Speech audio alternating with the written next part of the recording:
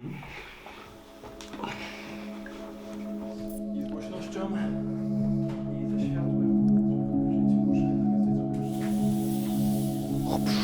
Tak wiesz, powiedzmy bardziej. Gdzie one będą? Mam ciebie patrzeć na kamerę. Jak chcesz, jak ci wygodnie. Dobra. No.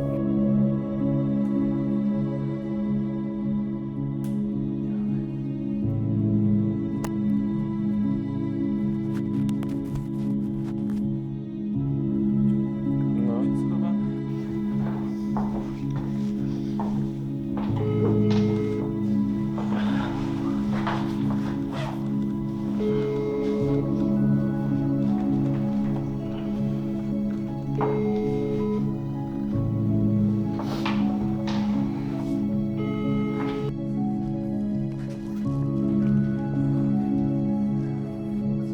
Where am I looking to? You? I think that's the most natural. Byś mógł sobie to od góry przyłożyć.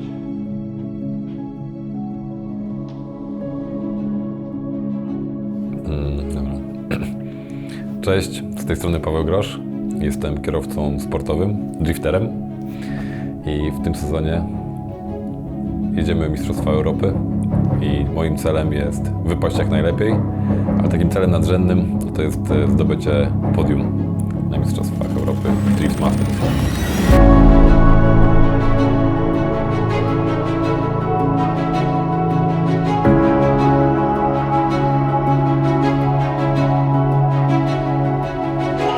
And he climbs off a mountain and he keeps going and he's in it. Shanahan with no practice. This is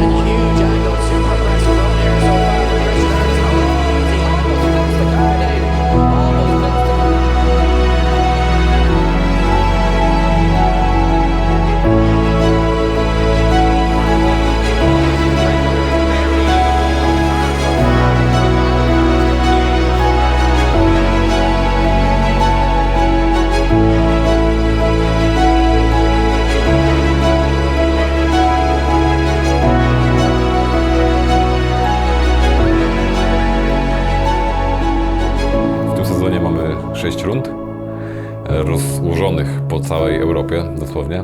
Pierwsza runda Irlandia, druga runda Szwecja, następnie Finlandia, później Łotwa, piąta runda w Niemczech i finałowa runda, która wyłoni mistrza Europy w Polsce na Stadionie Narodowym. Największa runda driftowa w historii całego świata i jakby driftu. Coś wielkiego będzie się działo.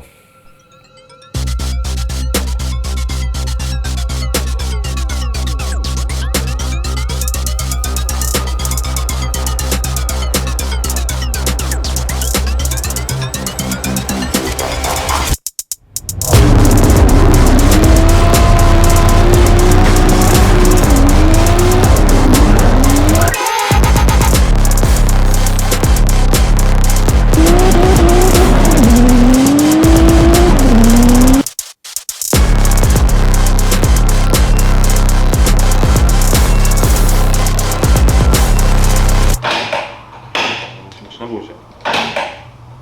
Co tu zrobić? Działałoby to zrobić. Ale mało sobie. Ale to co, no to przecież żeby to zrobić tą dziurę, to musisz być silnik. W tym roku pierwszy raz biorę udział w pełnym cyklu Drift Masters. Wiąże się to z tym, że mamy wiele dróg do przetarcia, których wcześniej nigdy nie przetarliśmy.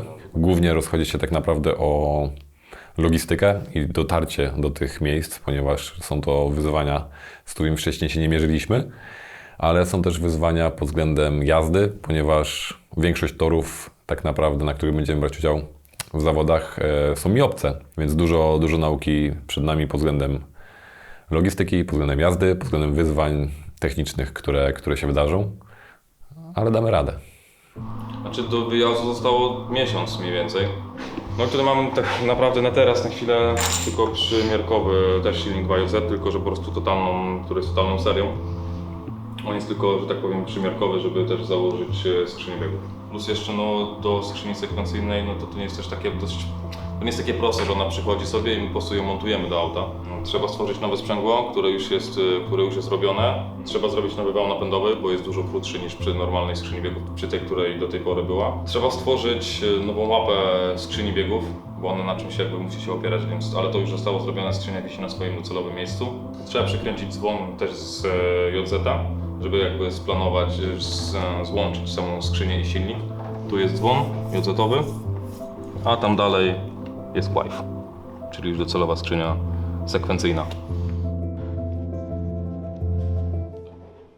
Nazywam się Arkadiusz Dudko, jestem wiceprezesem zarządu Drift Masters, a moją główną rolą to sport i to wszystko, co związane z naszą dyscypliną, organizacja eventów, zajmowanie się zawodnikami, sędziami, regulaminami, część sportowa. Jest to League of Champions, tak naszą ligę niektórzy nazywają, że tu są najlepsi kierowcy, na pewno europejscy, a wielu uważa, że najlepsi na świecie. Ta możliwość, że kierowcy będą mogli wystartować na stadionie przy 50 000 ludzi, najważniejszym obiekcie w naszym kraju, a jeden z największych obiektów zadaszonych w Europie. To wszystko jak się pododaje, te kropki, to tak wychodzi, że chyba dlatego kierowcy tutaj chcą jeździć i rywalizować z najlepszymi. No w tym roku też mamy Japończyka, najlepszego Japończyka.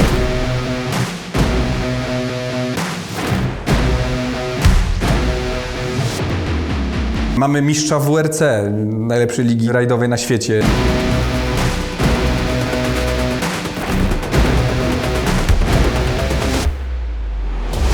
To wszystko jakby powoduje, że ci kierowcy chcą u nas jeździć. I think it's the fastest growing motorsport in the world. I think that this year might have been like the pivot point for drifting again.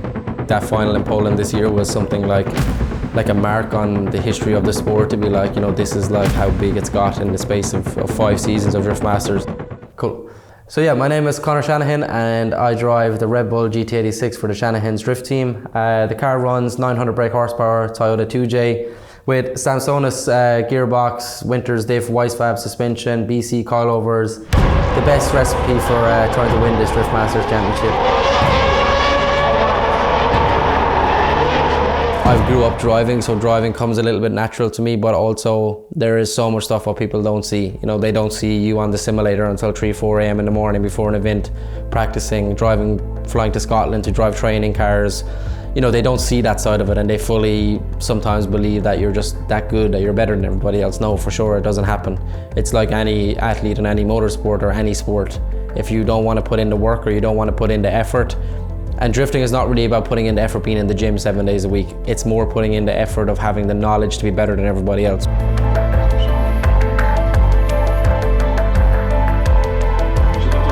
Jeszcze jeden Co robię? Aktualnie liczę Irlandię, ponieważ mamy miesiąc do wyjazdu i trzeba się tym zająć. I jest gruba rozkmina, czy jechać samemu, czy się do kogoś nie dołączyć. I aktualnie nad tym pracuję. Jesteśmy generalnie tutaj. Spotkanie Drift Patriot. To w sumie mogę odhaczyć już. Wczoraj mieliśmy 30 dni do wyjazdu, do bycia gotowym na wyjazd. Już się nie mogę doczekać po prostu, Taki podekscytowany trochę. Fajnie.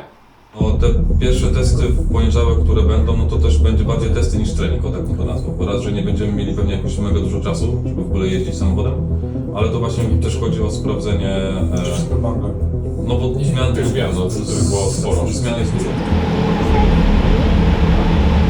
Jeżeli nie miałbym Kamila w zespole w tym sezonie, to nie wiem, czy on by wyglądał. Kamil jest bardzo ważną częścią zespołu, jest motorem napędowym. Dba w pełni o samochód i nie zatrzymuje nas, tylko właśnie dowozi to, co powinien dowieść, powiedzmy, mechanik. Tylko że on jest sam z tym wszystkim, trochę można powiedzieć. Nie jest to zespół mechaników, jak w innych zespołach. Ciężko jest znaleźć taką drugą osobę. Ja myślę, że każdy driftowóz czy każdy projekt jest jedyny w swoim rodzaju na świecie, no bo nie wiem, jakbyś się starał, nawet jeżeli budowałaby to jedna osoba, no to nie zrobisz dwóch rzeczy identycznych, to jest niemożliwe. Więc myślę, że każdy samochód jest unikatowy po prostu. No ale jakby samo Subaru no dla mnie jest takim, nie jest samym narzędziem. Jakby dla mnie to jest też jakby taki, nie wiem, można powiedzieć byt, z którym się łączę i zaczynamy jako jedna całość robić te rzeczy, które chcemy robić. Czyli jestem na takim totalnym limicie i uważam, że no, gdybym nie był połączony z tym autem, nawet emocjonalnie jakby wewnętrznej więzi nie byłoby z tym autem, no to nie grałoby to tak dobrze. Więc jakby tam jest połączenie. No dobra. Wracam do biura.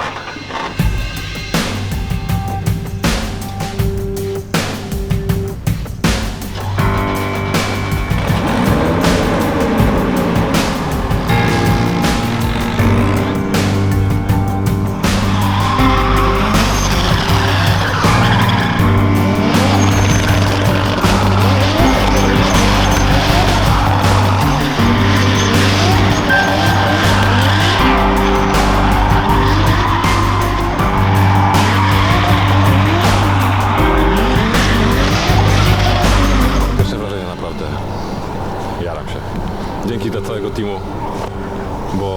bo to wszystkich zasługa tak naprawdę. Przygotowujemy się cały sezon, a jedziemy przejazd, który trwa 20 sekund. Jeżeli coś im nie zagra, my musimy być gotowi, Paweł musi być gotowy, kierowca, żeby w tym momencie zrobić wszystko, co najlepiej potrafi. Z Piotrkiem dużo trenuję na symulatorze, jest takim moim trenerem, można by powiedzieć. Trenując na symulatorze opieramy jakby całą jazdę o takie bodźce wzrokowe, czyli obserwujemy trasę, obserwujemy prędkość, obserwujemy wychylenie auta i na tej podstawie dostosowujemy swoją jazdę. And I've been a big fan of driving in the simulator since I've been a kid. I've probably been driving the simulator for 10 years now, which is pretty crazy. I started when I was like 10. My brother is on the simulator, like he has maybe 1,000 laps done already before he comes here. He actually, like, we done some little driving on the track, and then he stopped driving in real life for like 1 year and went on a simulator for like 1 full year. He now has like the ability to like put the same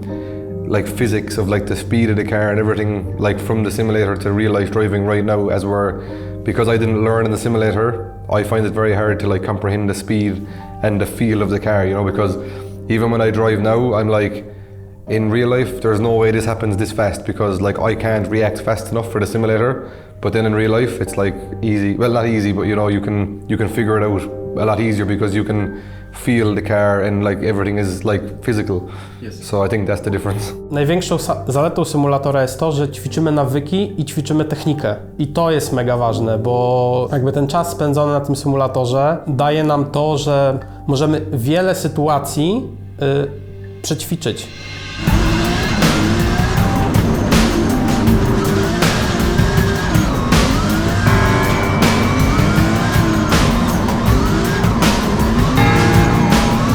Moment, w którym chciałem zacząć robić tak zawodowo, to był rok 2014, kiedy na stadionie w Toruniu zobaczyłem właśnie zawody Drift Masters i najlepszych kierowców właśnie z Europy, bo tam się odbywał finał.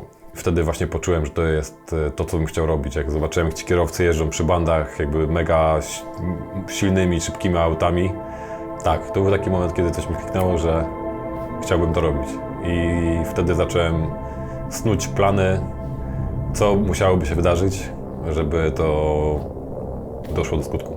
Myślę, że największy wpływ na to, że moja droga jakby jest tu, gdzie jestem teraz aktualnie od momentu, kiedy się zajarałem, no to jest dobre wyznaczenie jakby kroków, co musi się wydarzyć po kolei i powoli realizacja i wytrwałość w dążeniu do celu tak naprawdę, bo no nie było łatwo, to wszystko zrealizować, było dużo kłód pod nogi, ale to chyba jest normalne.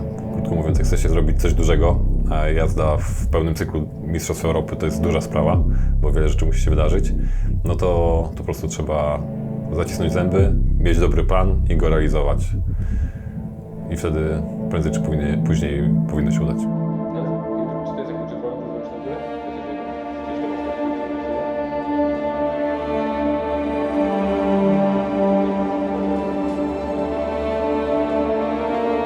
myślę, że Paweł jest bardzo upartym człowiekiem i jego progres, moim zdaniem, jest ogromny.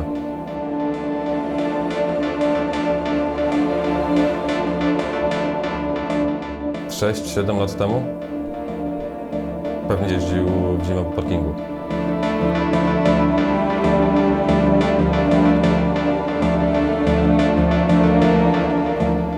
A teraz jest kierowcą Drift Masters. Wiem, że ten sezon tak dużo mi do doświadczeń i wiedzy i właśnie takich wyzwań, że jakby sam udział w Mistrzostwach Europy i jeżdżenie z tymi najlepszymi kierowcami pchnie mnie na kolejny level. I szczerze mówiąc nie mogę się doczekać na to wszystko, jak to będzie wyglądać i jak to się w ogóle potoczy.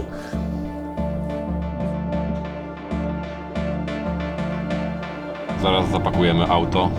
Jesteśmy w połowie pakowania Subaru i jakby Gratów na wysyłkę za małą wodę do Irlandii.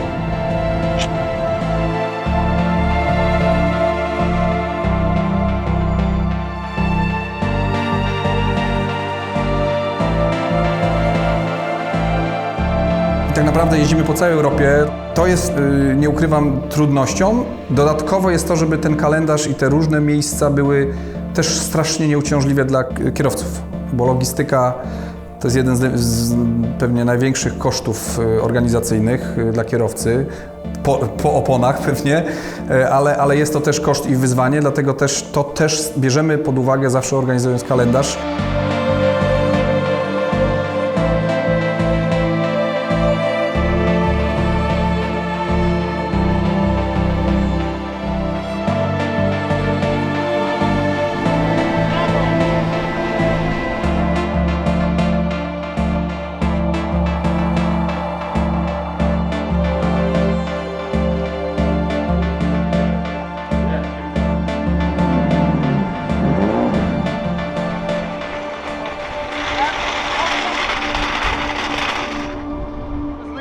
Keep on running. Keep going. Keep on going.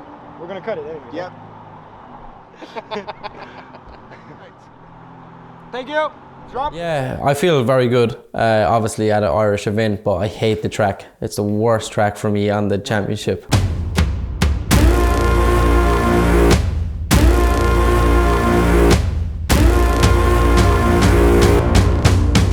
I've drove it since I've been a kid and everyone's like, you should be really good here. And I'm like, yeah, I just really don't like this track. But of course the event, yeah, I never want to lose an Irish event. It's quite special. Like obviously it's really good to drive in Mandillo because we have our home crowd and all that kind of stuff. Yeah, like we were very excited going to the first event. So for me, I personally don't love the track. The layout they do is really difficult, especially with how gripped up our cars are these days.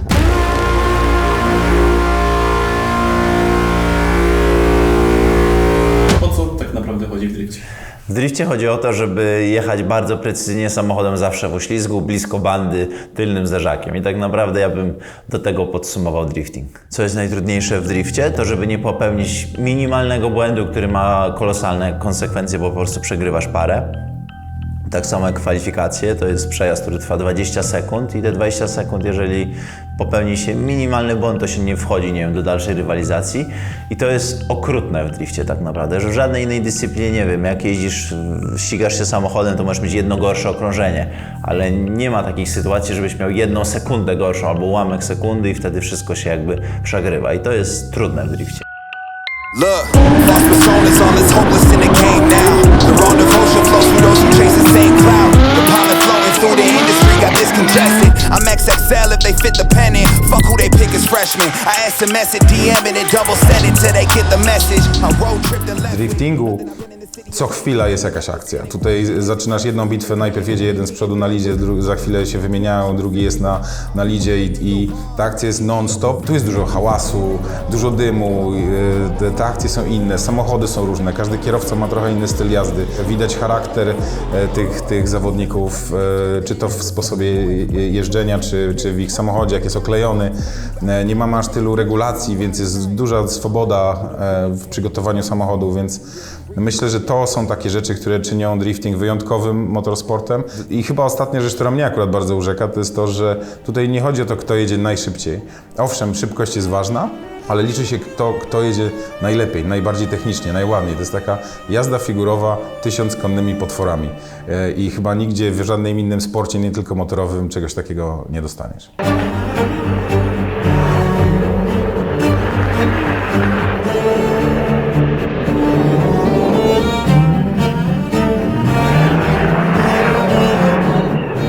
Trasa dość specyficzna, ponieważ pierwszy zakręt jest taki, można powiedzieć, trochę ślepy i dodatkowo są wzniosy i górki, przez co punkt inicjacji jest taki mocno, bym powiedział, na pamięć. Nie do końca widzimy, co się wydarzy, więc trzeba trochę zaufać w swojej intuicji i pojechać taki zakręt w prawo, ślepy, ale jak to wszystko wejdzie tak jak powinno, no to jest kupa fanów. W przejeździe w top 32, jak goniłem Alana Heinza, popełniłem błąd. Drift jest sportem jednego błędu i po prostu po jednym błędzie na czas jest tak, że po prostu odpadamy. Ja popełniłem ten błąd. Myślałem, że zawodnik będzie szybszy, trochę złą linię obrałem przejazdu i to był ten błąd, który zaważył na finalnym wyniku całych zawodów. Jest to dla mnie duża lekcja, ale mamy już plan naprawczy na tą sytuację, wiemy co poprawić, więc myślę, że na kolejne rundy na pewno wrócimy silniejsi.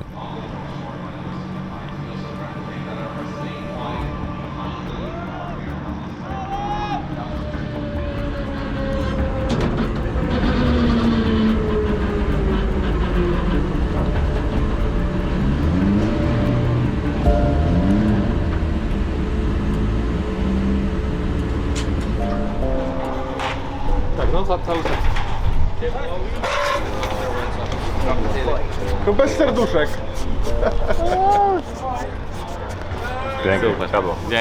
We had a really weird steering issue all weekend at the first round. The car just wouldn't work, so we kind of left the event hopeful that like if I did fix the car that it would be okay. But that was actually the same steering issue that followed us all the way through the season. So we eventually fixed it after Drift Masters. But yeah, round one was quite good. It was like a fifth or sixth place finish, so it wasn't too bad.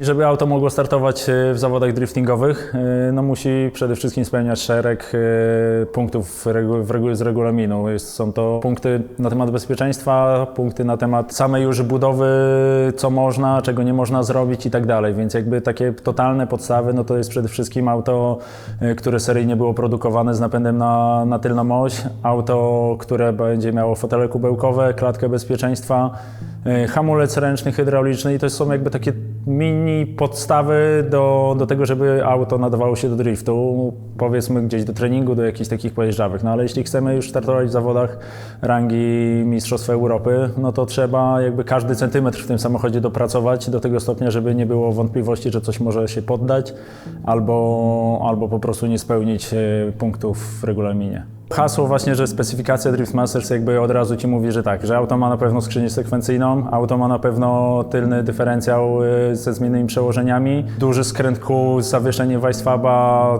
zawieszenie gwintowane też z najwyższej półki i w zasadzie wiele takich innych rzeczy, które umożliwiają Ci jakby starty na bardzo wysokim poziomie. Wszystkie samochody na świecie tylnonapędowe, producenci tych samochodów produkują je po to, żeby jeździły na wprost, a nie bokiem. I teraz jeśli zakładamy, że chcemy ten samochód prowadzić właśnie w tym poślizgu, no to w jakimś tam stopniu nie robimy tego względem założenia konstrukcyjnego każdego z tych samochodów. Drifting to jest kunszt prowadzenia samochodu I im większa prędkość, tym trudniej to zrobić.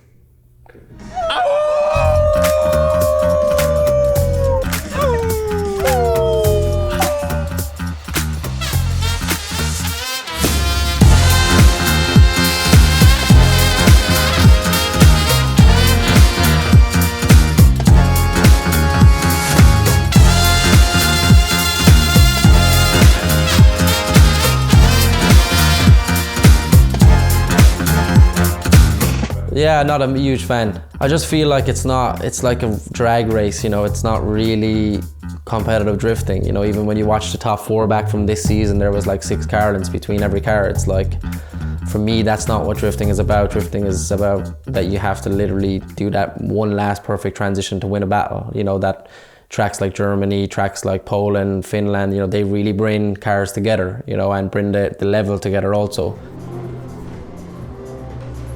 Kamilu? Co tam robi?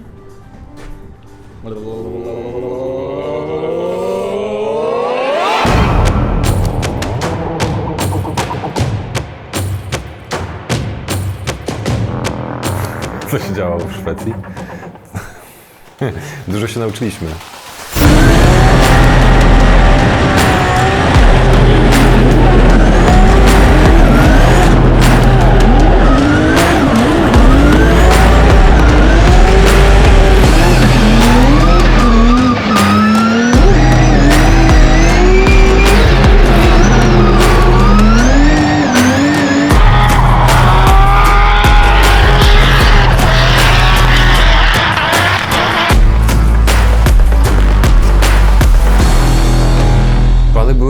Żeby w dużej mierze pokazać dobre przejazdy.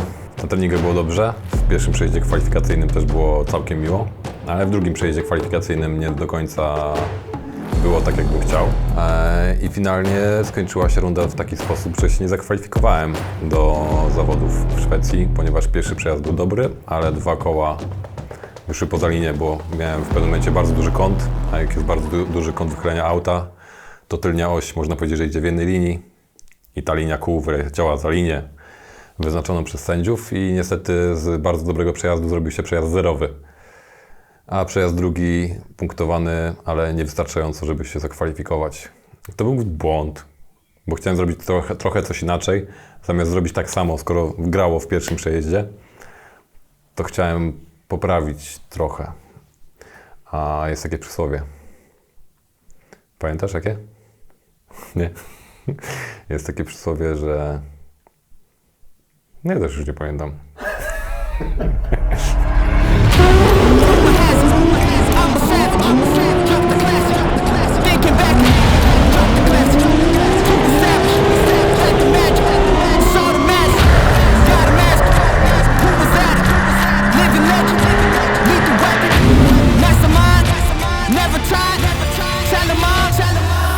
To jest ten sport. Jeden błąd i cię nie ma. Co też idealnie pokazała Szwecja, bo Conor Shanahan odpadł na etapie top 16, Piotr Więcek odpadł na etapie top 32, bo popełnił błąd jadąc w parze i to się zdarza po prostu. Dreams, I got big dreams just like baby. I've been joining forces with the likes of an A-team. Play with the fire, you get burned. All of my struggles became lessons well learned. I got his eyes that keep me grounded, that's for sure. Cause one day we gon' make it out this earth. Where's your worth?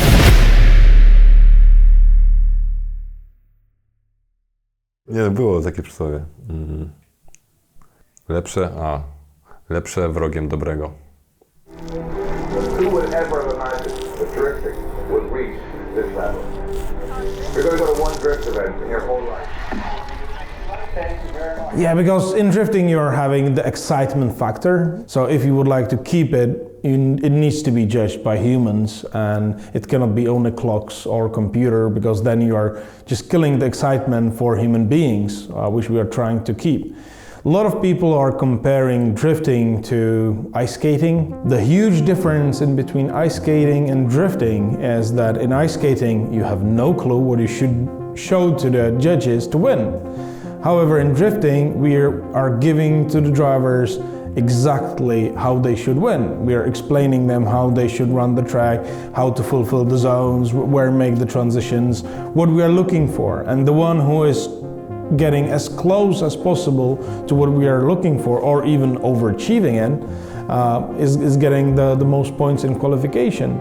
And then you're having the battles when still the leader is running the qualification run and the chaser is trying to be as close as possible, and we're also in battles giving them exactly what they need to do on both positions. Yes, for qualifying, what we do is we split up the scores, so there's actually 2 judges for line and there's 1 for style. So I am one of the line judges, and I think in Drift Masters it just shows how we put so much weight on the actual line of the competition, because if a driver is on good line, they're always going to have good battles, because that chase driver then knows exactly where the lead car is going to be throughout the track. The line is the qualification line that we put out, so we want not only for the drivers to hit all of the zones that we have painted on the track, but also to connect up those zones in the correct sequence, and also with a nice fluid motion going from zone to zone.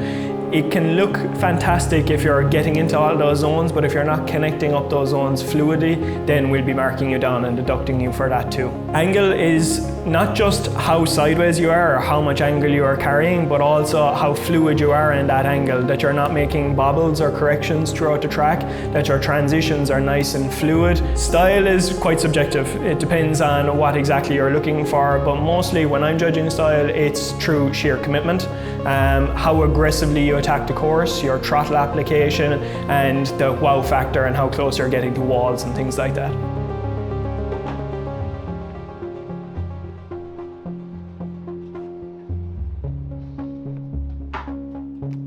Pany, ktoś golarkę zostawił.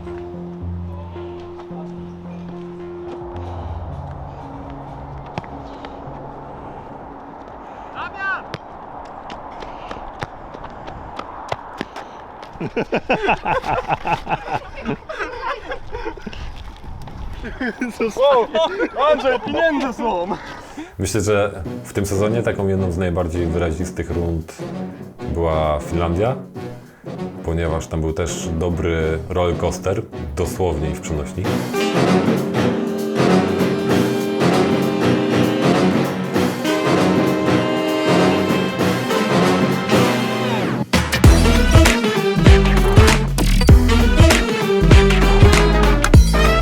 Park rozrywki, rollercoastery i tego typu atrakcje. Tam jest generalnie tor kartingowy. Klimat, jakby otoczka, że to przy tym parku rozrywki, no rewelacja. No i tam w ogóle ci kibice, no Finlandia to jest po prostu sztos. No takich kibiców driftowych no generalnie nie ma nigdzie. To świry totalne.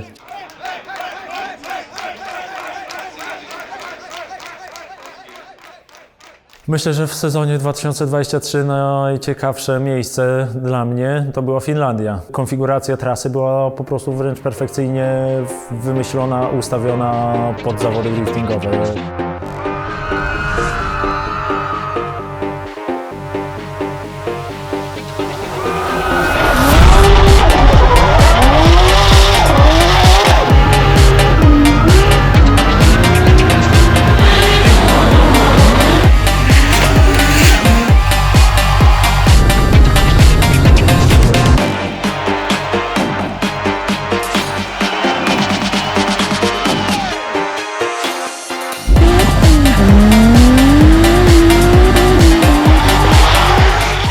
Para top 32 z Orianem Nielsenem i w top 16 odpadłem z Conorem Shanahanem, który wygrał te zawody.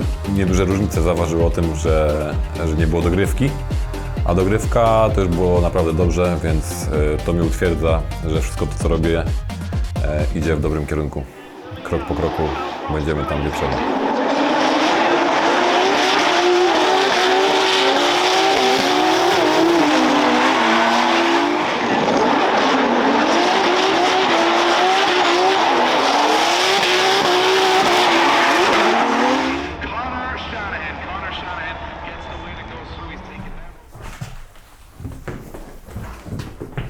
How many people had their sunglasses on?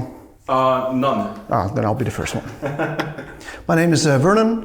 I'm one of the judges, and we take care of the whole judging part of the competition. In qualifications, we all have our separate criteria we judge, For me, I'm one part of the line judge in this competition.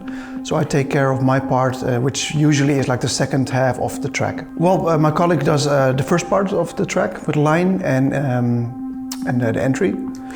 And then we got David, and you already explained what he does. It's very specific, and that's his part of the judging. Two judges are focused mainly on the line. They're looking how you're approaching the zones, how deep you are in the zones, how you are leaving the zones. Then we're having the angle, that's actually my part. We are looking if the angle is stable. If you're capable of keeping the angle throughout the whole corner. Also, too much angle can be not beneficial. If the angle is too big and the car starts to slow down, you're losing points for the angle also, and also for the fluidity. You always have to find a balance between being too technical, so that's going to be more fair to the drivers, but it's going to be really hard for your average spectator to understand why someone lost or won because of these small technicalities. So there must be some kind of a balance between, because it is a spectator sport as well. Again, if you jump out of your seat and get a big smile because someone almost crashed but he just didn't, that's really exciting, and it's really hard to grasp that. Good, ready? Whoa, what am I speaking about? Okay. Okay, yeah. P1 baby, and I'm super happy leading the championship. The fight is on for the rest of it.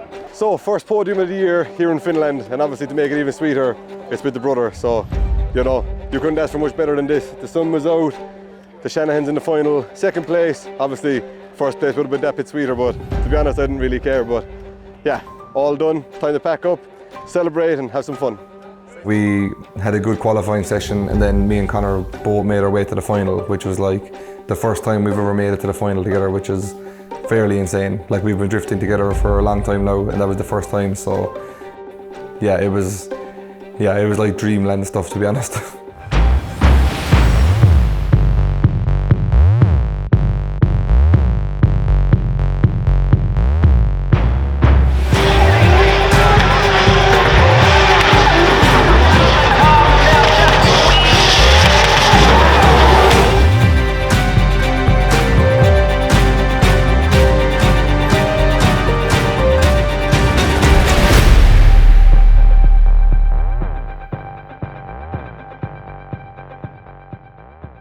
Well, if you see these kind of battles on internet, on live stream, it's very exciting already, but to experience it live with the engine sounds, the smoke, the excitement, it's so hard to explain. You really have to experience that.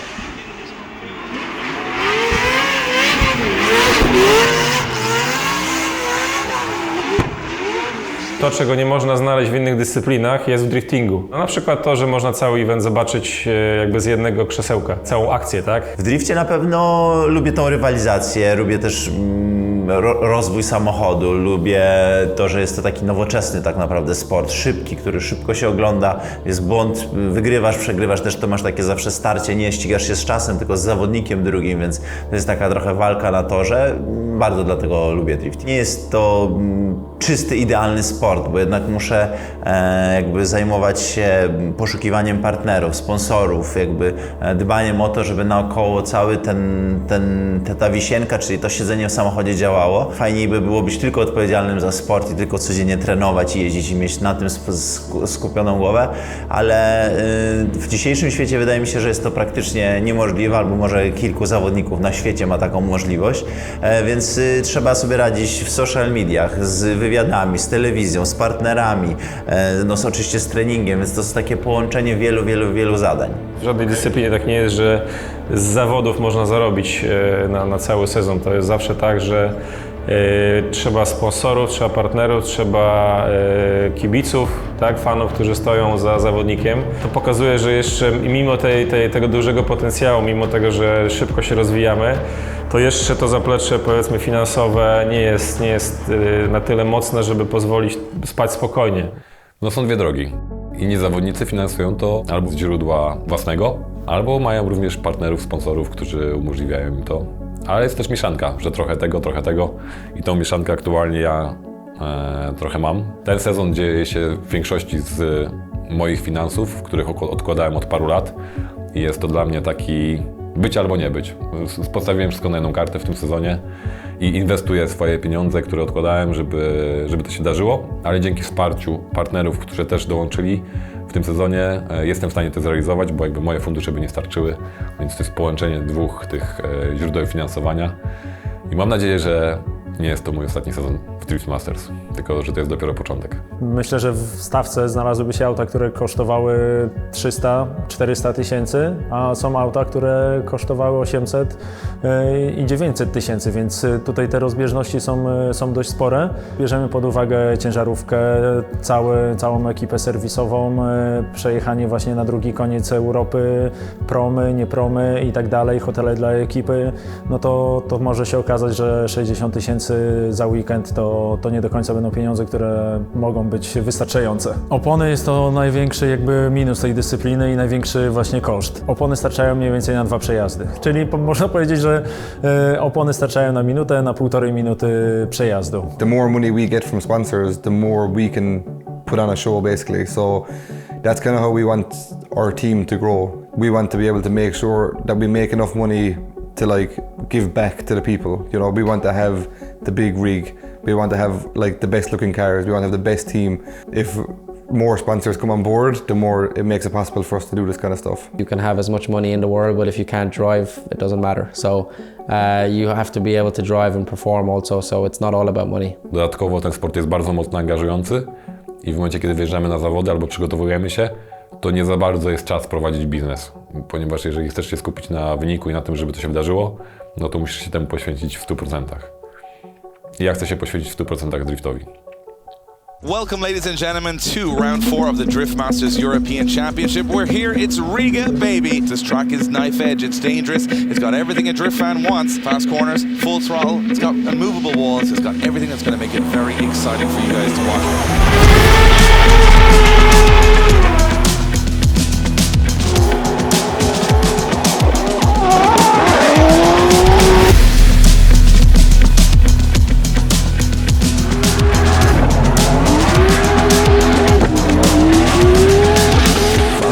Fan of Riga. I think everybody is. It's so different. It's so on the limit of like almost crashing. It's kind of the only time in a drift car where I feel like that's pretty fast, you know. You know, if you make like one little mistake that you're going to have a pretty nasty crash.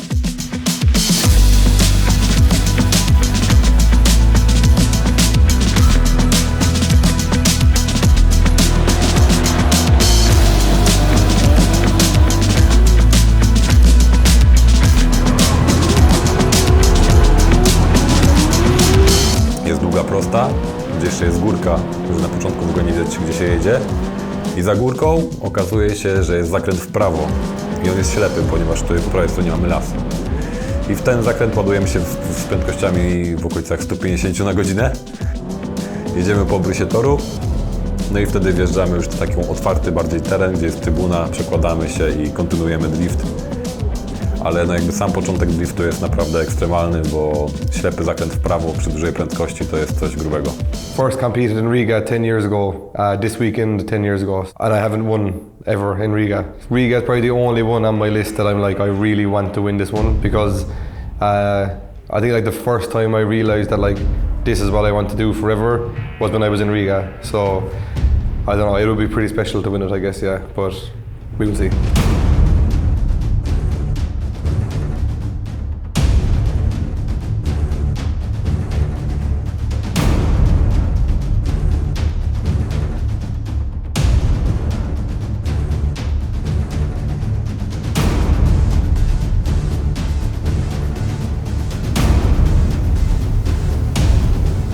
I think when we go back to the danger side of drifting, that this track is the only track that if you do make a mistake, you're going to pay for it. It separates the men from the boys, if you get me.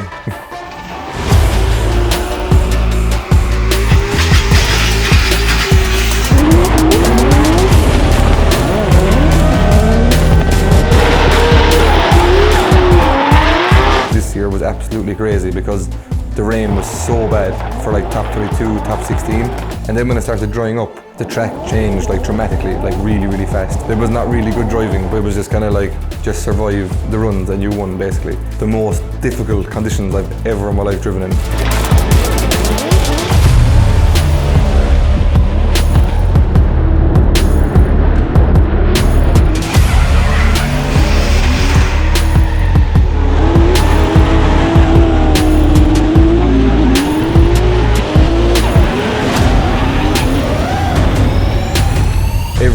I've been to Riga, it's been the same weekend as my birthday. Every time I go there, it has like the same meaning to me. So this year, when I finally got to win, it was like giving myself a good birthday present.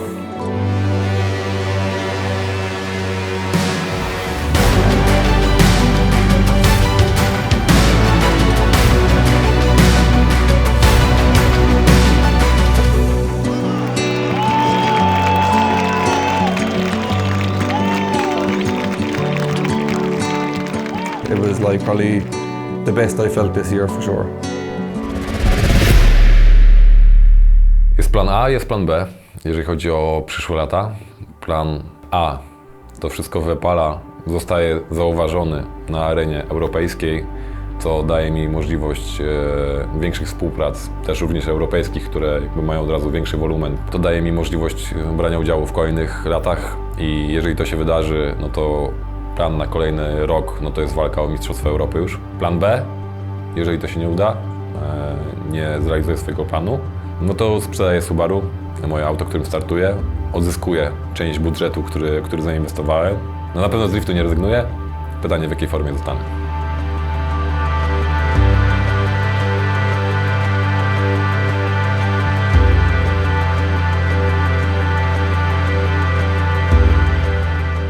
Jeśli chodzi o atmosferę, jaką mamy na wyjeździe, no to uważam, że jest właśnie taka rodzinna, jest ciepła, jesteśmy no, jakby bardzo zżyci ze sobą.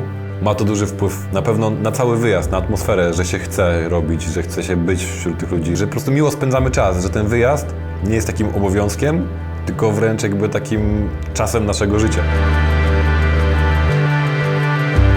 I to, że wiem, że mogę liczyć na każdego członka zespołu w 100%, to daje dużo też pewności siebie i takiej otuchy. To jest na pewno bardzo wartościowe, myślę, że nawet bardziej wartościowe czasami niż te wygrane w parach.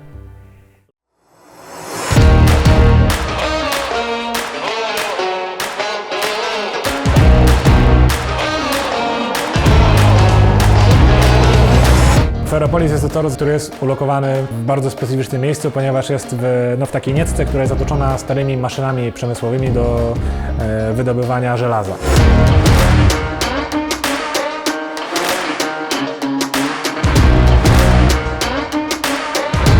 Jeżeli chodzi o sam tor, no to na pewno nie jest jednym z szybszych torów w kalendarzu. Są za to inne aspekty, na przykład betonowe bandy dookoła, czyli jest to tor bardzo niebezpieczny, bo tutaj jeden niepoprawny ruch, no i lądujemy w bandzie tak naprawdę z możliwością skasowania samochodu.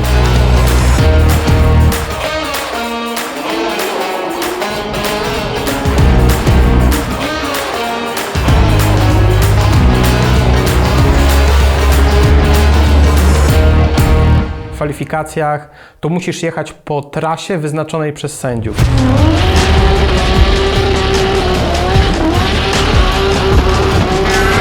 Czyli musisz łapać tylnymi kołami zony zewnętrzne, a przednimi kołami tak zwane inside clipy, czyli zony wewnętrzne. Idealny przejazd kwali wygląda: trzymasz gaz na starcie, nie odpuszczasz go do samego końca, może muskasz samochód przednim hamulcem, ale troszeczkę i jedziesz jak najpłynniej, jak najszybciej, jak najagresywniej właśnie po tej poprawnej linii, czyli cały czas jesteś w tych zonach i przekładasz się jak najgłębiej do tych wyznaczonych pudełek na trasie. Można maksymalnie 100 punktów zebrać. 32 najlepszych zawodników wchodzi do rywalizacji w parach. No i w parach sytuacja wygląda tak, że jedzie się na dwa auta i zawsze najpierw jeden jedzie z przodu, a drugi z tyłu i potem się zamieniają. Ten, który jedzie z przodu, musi zawsze jechać taką linią, jak jechał w kwalifikacjach. To też podlega jakby w trakcie tej pary ocenie. A ten, który jedzie z tyłu, on musi to naśladować, czyli być takim po prostu cieniem.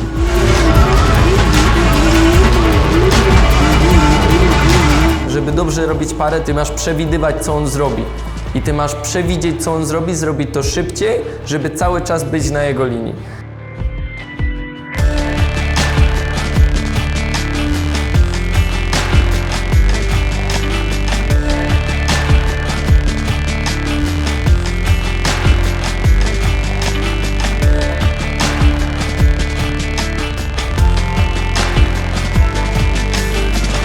I went to Germany with the mindset to win, and that was it. I went there being like, okay, I have to get to the final.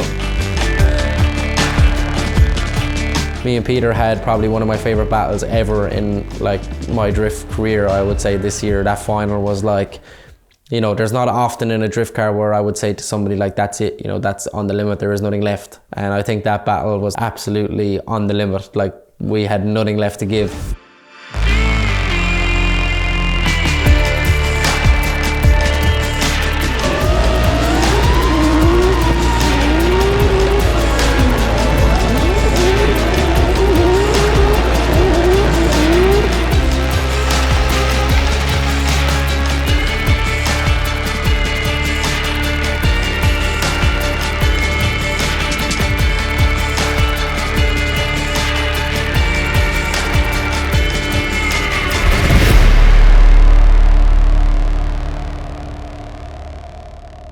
Staramy się być skupieni, koncentrować na tym, co się da zrobić, nie skupiać się za bardzo na tym, że idzie dobrze, że jest super, bo to też może być złudne. Wszystko jest kwestią odpowiedniego nastawienia, odpowiedniej koncentracji. Czy czuję presję? Na pewno jest gdzieś stres, zdecydowanie go nie. Jestem gdzieś,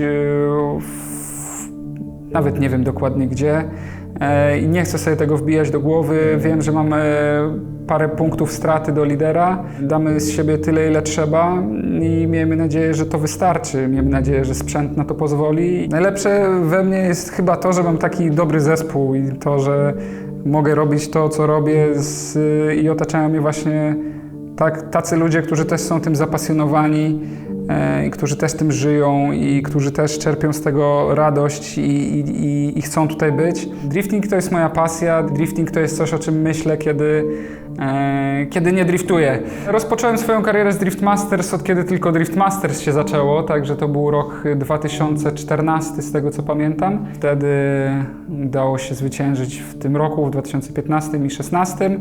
Natomiast kiedy rozpoczęła się edycja europejska, zwyciężyliśmy w roku 2021 i 2022.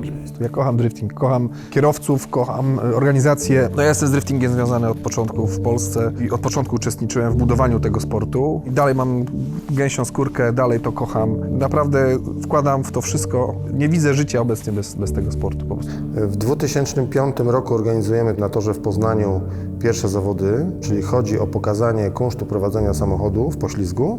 Są to pojedyncze przejazdy na jednym zakręcie.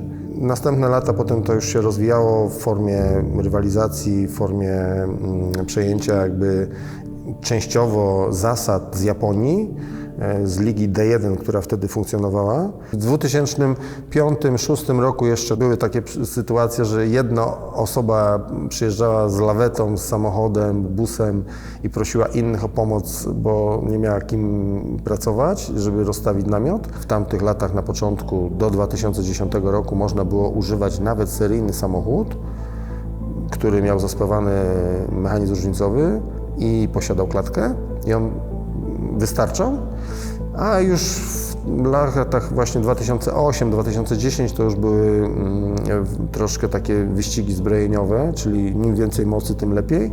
No ale kij ma dwa końce, no i wychodziło na to, że im więcej mocy, tym więcej awarii. Dzisiaj jest ten wyścig zbrojeń na wyższym poziomie i to decyduje też o tym, że ten wynik jest może i lepszy czasami. Kiedyś nie było możliwości wymiany silnika, skrzyni biegów czy jakichś głównych, dużych podzespołów, a dzisiaj zawodnicy z dnia na dzień wymieniają albo w trakcie dnia wymieniają na nowy silnik, który mają zapasowy na busie.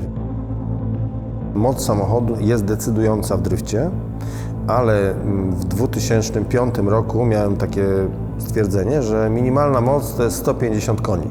Ale jeśli mamy jeździć w zawodach, to ta moc nam nie wystarczy. I teraz w zależności gdzie jeździmy, w jakich warunkach, no to ta moc jakby jest decydująca, żeby ten samochód ustawić bokiem i w jakiś przewidywalny sposób go prowadzić.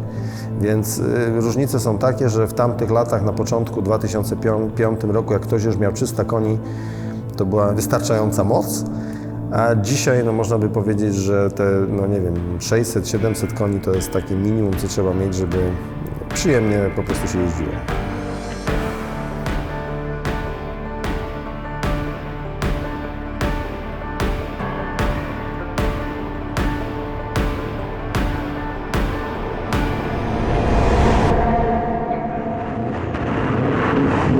każdy przyjeżdża na zawody, żeby je wygrać, ale tylko jeden je wygrywa, więc tych zmiennych jest bardzo dużo. I u jednego może być kwestia dotycząca właśnie zawodnika jakichś technicznych rzeczy, u drugiego zawodnika może to być kwestia psychiki, a u trzeciego zawodnika może to być w ogóle rzecz niezwiązana z rzeczami, które się dzieją na torze. Ale z obserwacji przez te 10 lat w Drift Masters zauważyłem, że bardzo ważnym czynnikiem jest stres.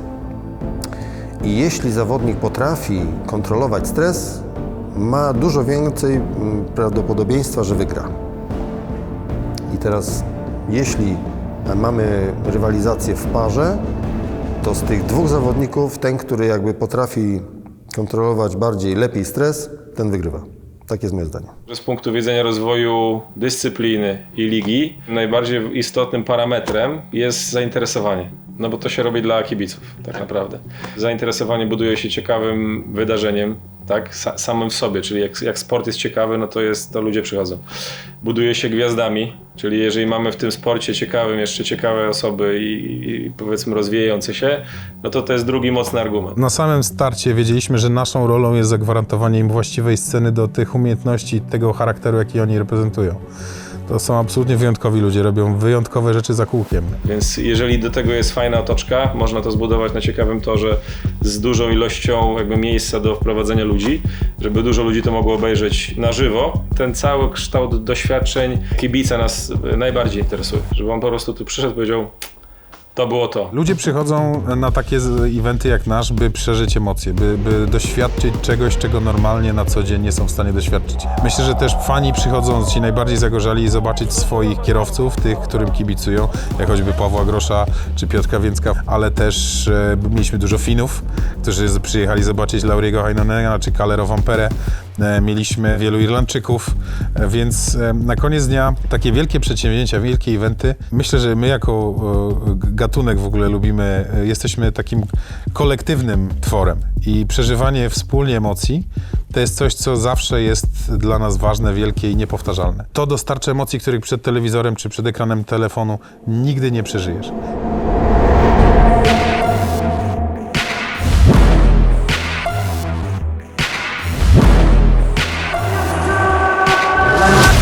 Myślę, że na koniec dnia dopiero po zawodach żeśmy sobie uświadomili, co my żeśmy zrobili tak naprawdę.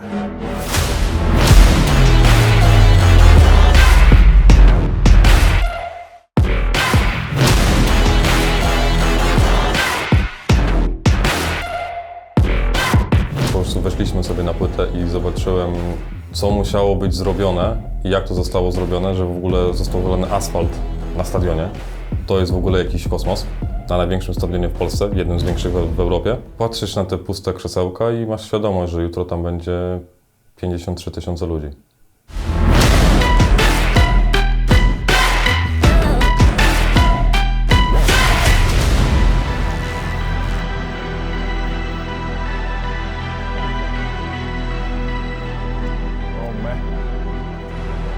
Wow. I can't really believe drifting has come to this level. Wow. This is going to be epic. Who would have ever thought that like drifting in like car parks would have bring a drift event to a stadium of this level? Yeah, my brain couldn't really comprehend that either, because I was like, I feel like we're getting to do a concert. I was actually afraid to walk out to see how many people were there, so I didn't actually go and look at all the people before my battle. But I remember driving onto the track for the battle and seeing all the people, and I was like, this is absolutely, like, it felt like I was in a video game or something, because it just wasn't real, basically. There was like 55,000 people just cheering. It was just insane. It was like really, really crazy. When there's that many people there at a big event, your brain is like, I have to do good, you have to win, you have to do this, you have to do that. In drifting, you have 2 30-second runs, and that's it. If you make one mistake, you're going home.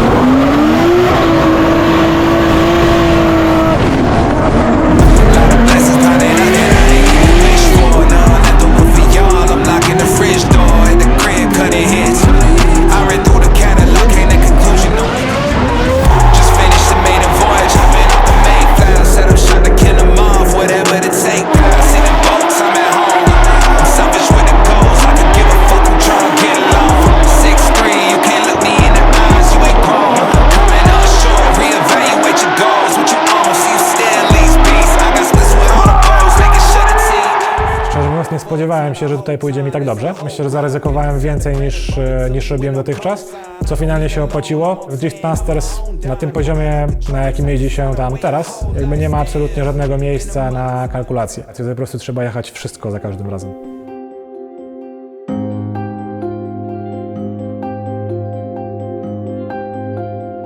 I've always wanted to win Drift Masters. I've been competing there for, I think, 5 years now. Yeah, 5 years been chasing the dream. But you know, when I was 14 and went to Drift Masters, did I think that we would have sold out a football stadium this year for like 53,000 people? No. I think there was always the worry of like how successful drifting will become. And I think now we answered that question. When I look back and look at how it developed over the years, and also as well on a driving point of view, you know, I look back and I'm like, what are we doing? You know, now it's like up, you know, it's stepped up every year up to another level. So I think as a whole championship and as drivers, it's really developed faster than anybody ever thought, to be honest. That final in Poland this year was something like a mark on the history of the sport, to be like, you know, this is like how big it's got. That feeling that night was very, very special. The championship feeling felt every bit as good as I thought it was going to have, for sure.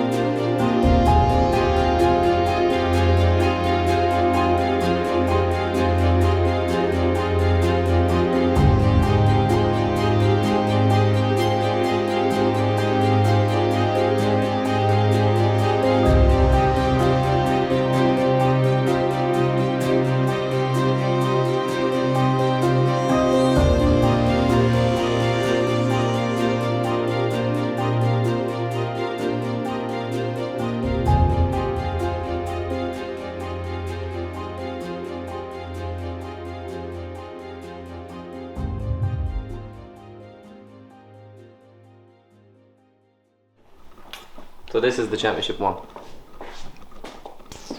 Is it heavy? This one is ridiculously heavy. Actually,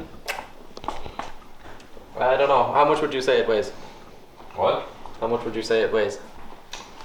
I don't know. 10, 15? 15. I think 15 kg, easily.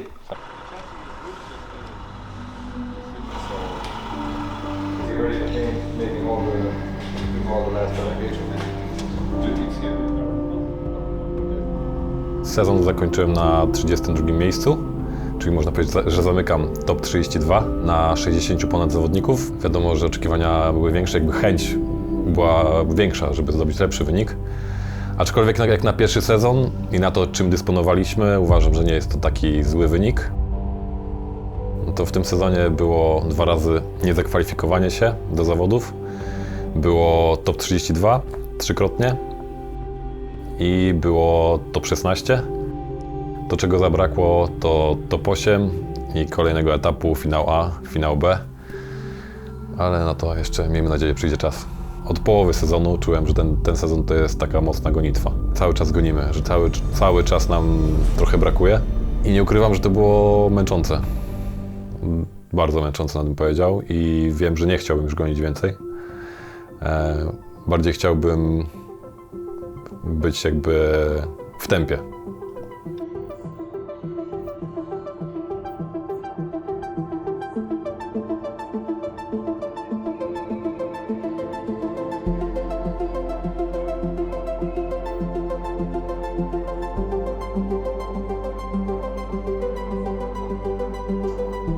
Jestem z siebie dumny, bo dokonałem to, o czym zawsze marzyłem, a wynik z zawodów to jest tylko wynik. Najważniejsza jest droga i to jest moja droga, która dała mi w tym roku mnóstwo doświadczenia. Jakby każdy wyjazd był zbiorem dużej ilości doświadczeń.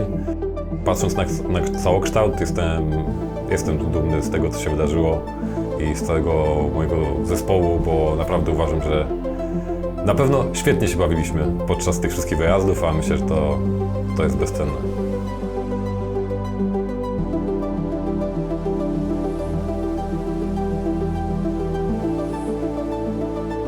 stawianie sobie dużych celów powoduje, że życie jest ciekawe, że nabiera sensu, że wyrywa cię z takiej codzienności i jakby codziennego, powiedzmy, kółka zataczania, wstawania i robienia rzeczy po prostu, żeby przetrwać, to nadaje sensu życiu. Tak jest u mnie. Wiadomo, że każdy ma swoje problemy, ale jeżeli ktoś znajdzie inspirację do działania, patrząc na to, co robię ja albo inni kierowcy i go popchnie do tego, żeby się nie poddać, tylko żeby, powiedzmy, kolejny raz wstać i podjąć rękawice i walczyć o swoje cele, to jest dla mnie duża wartość już. Jeżeli uda się kogoś zainspirować, to ja będę zadowolony i mam nadzieję, że wtedy świat będzie jeszcze lepszym miejscem.